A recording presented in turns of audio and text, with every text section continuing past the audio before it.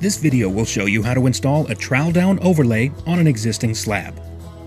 The basic steps are scratch coat, base coat, stencil, color coat, release agent, and texture.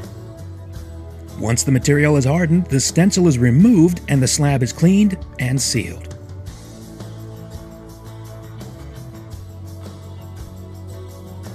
Overlay has become a popular choice for decorative concrete installers. Today's products and techniques allow the creation of realistic brick, tile, or stone on a variety of surfaces in both flat and vertical applications. Overlayment can be used to repair a damaged surface or just to change the appearance of existing concrete. The products used in this demonstration are Flex Cement Overlay Mix, both gray and white, primer, modifier, sometimes called polymer, a dry powder integral color, a liquid colorant would also work, and a compatible sealer. We also need a drill with a mixing blade, several clean buckets, and a 16-inch pool trowel. For texturing, we'll use a dry powder release agent and a 9-inch texture roller. Let's get started. Your existing surface should be cleaned off with a scraper, and any loose bits of concrete need to be fully removed. Wash the surface to remove any dirt which may break your bonds. And with the surface prepped and ready, it's time to break out the buckets. Hot weather can dramatically shorten the working life of overlay materials. On a warm day, it's important to use cool water. A garden hose laying in the sun can soak up a lot of heat, so let the water run until you flush it out. The overlay, also called bag mix, is combined with diluted modifier, then mixed to a workable consistency. The bucket is set aside for a few minutes to set up slightly. This process is called flashing, which allows the dry overlay mix to completely absorb the modifier. While that sets for a minute, let's talk about coverage. One bag of overlay covers up to 56 square feet at 1/8 inch thick. Modifier is diluted 2:1 with water. One 5-gallon bucket of modifier, that's 15 gallons diluted, will make 12 bags of overlay. Or to put it another way, each bag of overlay requires 1 1/4 gallons of diluted modifier. After about 5 minutes of flashing, the mix is ready for another spin. If it's too thick, add a touch more of the diluted modifier mixture to thin the mix. Now you're ready to apply the scratch coat. Primer is applied to the surface with a roller. The primer creates a bond between layers, in this case the existing surface, and the scratch coat. Flex Cement Primer 100 comes in 5-gallon buckets, which covers up to 700 square feet. Apply the primer in small, workable areas until you get used to the working life of the product. You'll have more time in the shade and less time in strong sunlight. Pour some overlay material onto the slab and begin troweling your scratch coat. At this stage, we just want to cover up any damage and even out the surface. If your surface isn't damaged or doesn't need to be leveled out, then a scratch coat is not required. Mix, flash, remix, primer, trowel. Simply repeat the process until the entire slab is covered. Then lightly rake a broom across the surface to create the rough scratch coat face. You're done until the material hardens, usually 24 hours. Go ahead and clean your tools and buckets and come back tomorrow.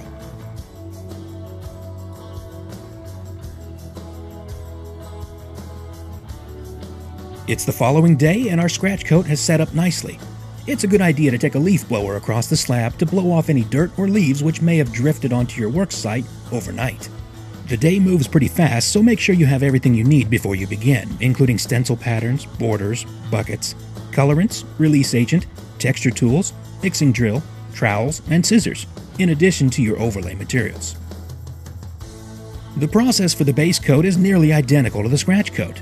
Mix the gray bag mix and diluted modifier in a bucket and allow to flash. While the base coat is flashing, apply primer to the scratch coat. It's important to work in sections approximately the same width as your stencil pattern or just a little wider. You'll be working one row at a time. Once the base coat is flashed and been remixed, it's time to apply. Pour some material onto the slab and trowel into place. Remember to work within an area approximately the width of your stencil. Begin by laying out the borders. By design, a border will frame your slab, so it's important to install them straight.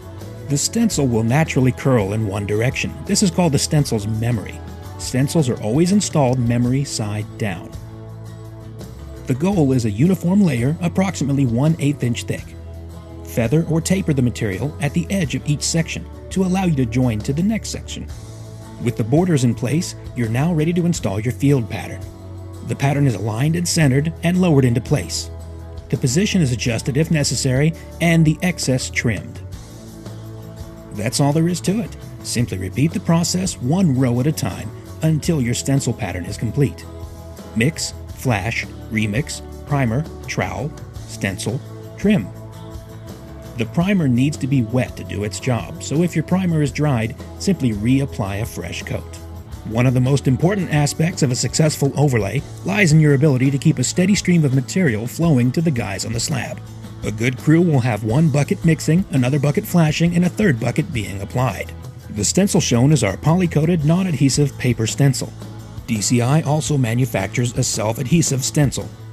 Sticky back adhesive stencils feature a peel and stick pressure-sensitive adhesive, which is favored by many overlay installers. However, we find that working with paper stencil is much faster. Instead of peeling off a paper liner to reveal an adhesive face, this method trowels the stencil into a tacky base coat, which does the same job of adhering the stencil to the slab. It's also much cheaper, about half the cost of sticky back, so if you can learn this method, you'll save time and money. At this stage, you could walk away from the job site for a day or two. The stencil has been laid and is ready for the color coat, and until that color coat is applied, you're not fighting the clock. We're ready for the color coat. Colorants are typically dry powdered integral color, available in pre-measured color packs or in bulk pails. Colorants may also be in liquid form. DCI liquid colorants are custom matched to our color hardener palette, and the integral colors are from a different palette, so be sure to plan your colors accordingly. Once again, the process is nearly identical to previous steps.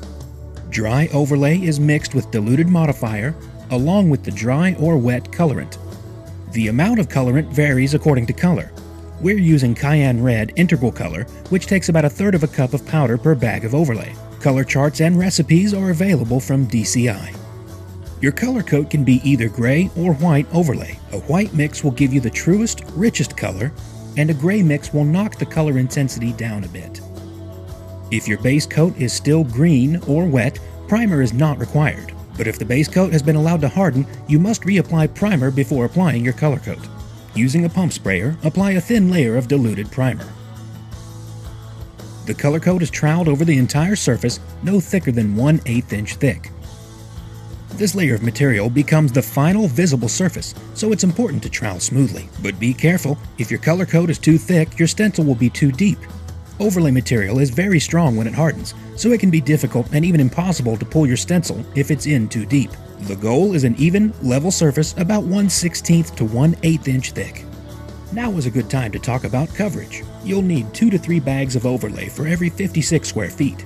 A gray mix for your scratch coat, another gray mix for your base coat, this gives you your gray grout lines, and a white or gray mix for your color coat. Keep in mind that a scratch coat is optional, and if your surface is in good condition, is not required. Even with the scratch coat, we have no more than 3/8 of an inch of material on the surface. Stampable overlay often requires 3/4 of an inch or more. That's twice as much material, so you can see how stenciled overlay can save you on materials. Once the color coat is complete, you're ready to apply release agent and texture. The color coat sets up quickly, so if you have a large enough crew, it's usually a good idea to apply release and texture on one area while the color coat is being applied in another. Do not allow release to get on your base coat before the color coat is applied. Release will break the bond between layers, and your overlay will fail. A clear liquid release may also be used, but for this look we're using a powdered release. The color is dark gray. The 9-inch texture roller weighs about 12 pounds, which is just enough to apply texture to the overlay material. A heavier roller would deform the material. The roller is passed over the surface in overlapping strokes, then again at a 45 or 90 degree angle. The idea is to break up any repeating patterns created by the roller. The stencil should be removed as soon as the overlay material chips freely from the stencil. This will be the same day, and may take as little as 1 to 2 hours depending on temperature and sunlight conditions. Do not leave the stencil in overnight. Before we can clean and seal the slab, it needs to cure for at least 48 hours. Once 48 hours have passed, begin by rinsing, not sweeping, the excess release agent. If you're near a pool or other water feature, it's a good idea to use a sand trap to filter and collect the release agent from your runoff. Cleaning begins with the light muriatic acid solution, 1 cup to 2.5 gallons of water. Make sure your slab is wet before applying the acid, otherwise you'll burn spots into your finish. Sprinkle the solution over your wet slab and lightly scrub the surface with a broom. The goal is to remove about 90% of the release agent. After 1 pass with the broom, rinse your slab completely. Judge the overall appearance while it's wet, as this mimics the look of a sealed overlay. If your release is still too dark, make another pass. It's better to make multiple passes, removing a little release at a time, than to use an acid which is too strong and removes more release than you intended. Once you have the color you're looking for, rinse the slab until your water runs clean. Do not allow release agent or the acid solution to dry on your surface. Using a small wire brush, touch up any joints that may have been malformed, and then allow the surface to dry completely before sealing. A leaf blower can help to speed things along. It's important to seal your overlay according to the overlay manufacturer specifications. Using the wrong sealer or applying the right one incorrectly can dramatically affect the look and lifespan of your overlay. 2 coats of sealer are recommended. Solvent-based sealers will actually soften your overlay slightly, especially on the first coat. This is normal, but it's important to stay off your slab while it's in this state. Do not overwork your sealer, as this too can damage the softened surface. Once the first coat has set and the overlay has re-hardened, apply the second coat. And that's it. Properly maintained, an average overlay should last 10 to 15 years.